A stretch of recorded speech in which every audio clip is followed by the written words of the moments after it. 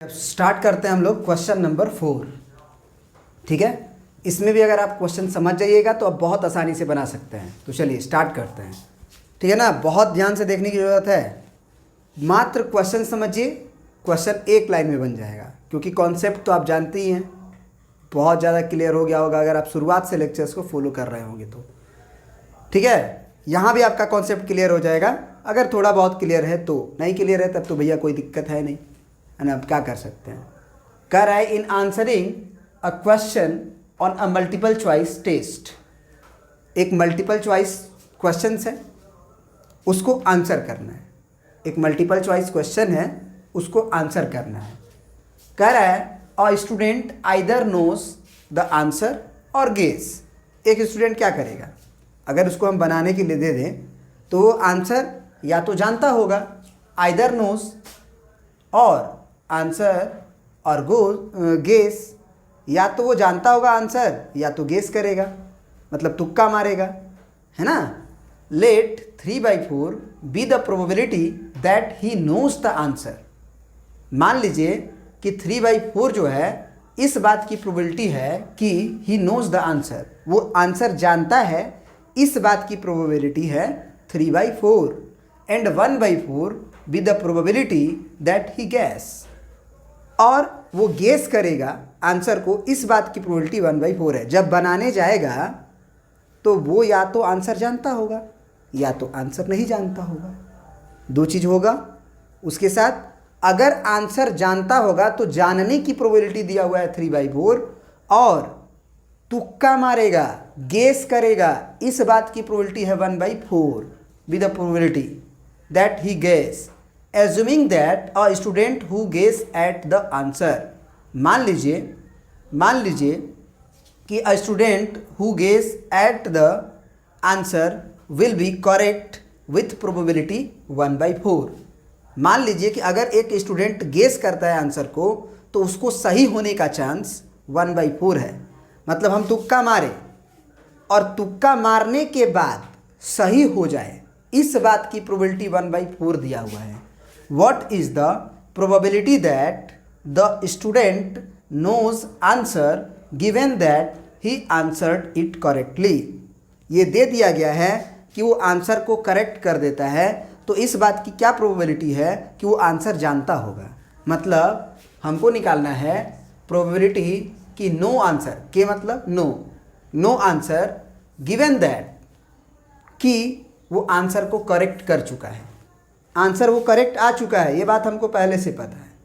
तो सबसे पहले हम क्या करेंगे कि अगर वो जानता हो, इस बात की प्रोबेबिलिटी निकालना है। यदि वो करेक्ट हो चुका है तो सबसे पहले हम क्या निकालेंगे, करेक्ट होने की प्रोबेबिलिटी। फिर से फिगर के द्वारा आप समझाते हैं। सबसे पहले क्वेश्चन है बंदे के सामने, तो क्या होगा, बंदा या तो आंसर जानता होगा, नो द आंसर, या बंदा गेस करेगा, दो करेगा। जानता होगा तो करेक्ट हो सकता है, और गेस करेगा तो भी करेक्ट हो सकता है। तो सबसे पहले बंदा मल्टीपल चॉइस क्वेश्चन बनाने जाएगा तो उसके साथ दो घटनाएं घटेगी, या तो वो आंसर जानता होगा या तो वो आंसर गेस करेगा। तो अगर आंसर जानता हो तब करेक्ट होने की प्रोबेबिलिटी, अगर वो आंसर नहीं जानता हो, तुक्का मारता हो, गेस करता हो, तो करेक्ट होने की प्रोबेबिलिटी। तो सबसे पहले हम प्रोबेबिलिटी निकाल रहे हैं करेक्ट होने का, है ना।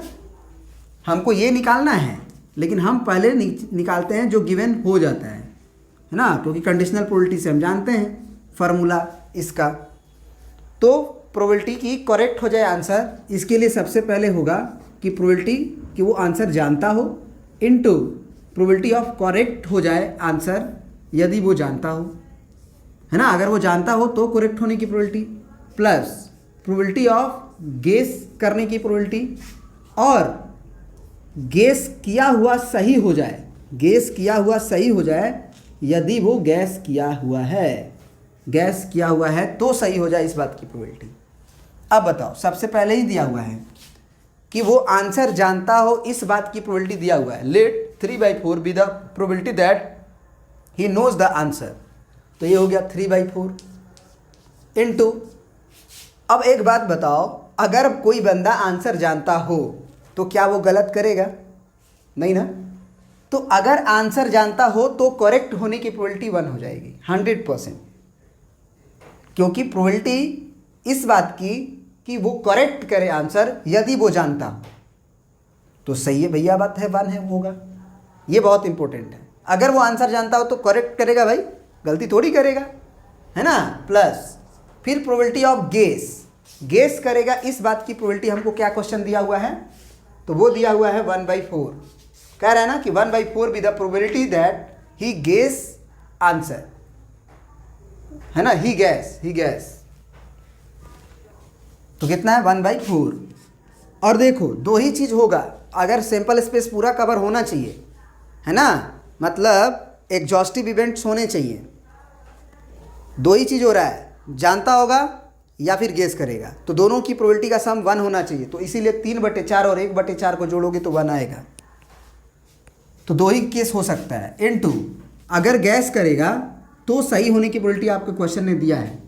कह रहा है कि एज्यूमिंग दैट, मान लीजिए ये बात कि a student who guess at the answer will be correct with the probability 1/4। अगर कोई बंदा, एक स्टूडेंट गेस करता है तो गैस करने के बाद सही हो जाए उस क्वेश्चन का आंसर, इसकी प्रोबेबिलिटी 1/4 है। तो अगर गैस किया हो जाए और इस करेक्ट हो जाए, इस बात की प्रोबेबिलिटी 1/4 है। सही है, बिल्कुल सही है। अब हमको क्या निकालना है इसमें क्या निकालना है हमको, तो हमको निकालना है प्रोबेबिलिटी ऑफ आंसर जानता हो यदि वो करेक्ट कर चुका है। तो इसका फार्मूला होगा probability of K intersection C divided by probability of correct करने का। तो ऊपर का फार्मूला क्या हो जाएगा, probability of K into probability of correct करे यदि वो आंसर को जानता हो, और नीचे हो जाएगा प्रोबेबिलिटी ऑफ करेक्ट करे।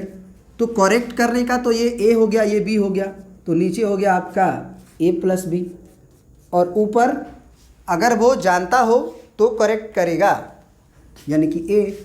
तो अब जो है probability of know the answer when it is corrected, तो क्या हो जाएगा आपका 3/4 ऊपर, ये ए पार्ट है, और नीचे ए प्लस बी मतलब 3/4, है ना, इंटू 1/1, फिर प्लस 1/4 इंटू 1/4। यहाँ पे थोड़ा सा मैथमेटिक्स आपको लगाने सिखा रहे हैं। यहाँ एलसीएम लेने में मान लीजिए आपको दिक्कत हो रहा है, तो आप क्या कर लो, इस 1 को 4/4 कर लो। 4/4 कर लोगे तो आंसर तो कट के बना ही जाएगा। लेकिन उससे फ़ायदा क्या होगा कि चर्चाओं के 16 एलसीएम बढ़िया से मिल जाएगा, एक ही बार 16।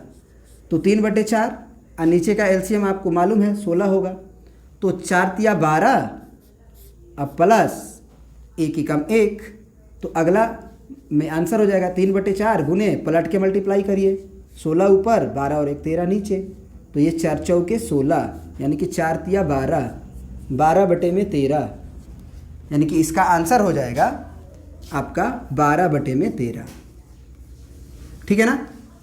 तो हर पार्ट को आप अगर समझ जाते हो क्वेश्चन को, तो एक लाइन का क्वेश्चन है, जितना समय क्वेश्चन समझने में लगता है उसका 10% भी समय नहीं लगता है बनाने में। ठीक है ना। तो प्रिंट आउट कर लीजिए आप।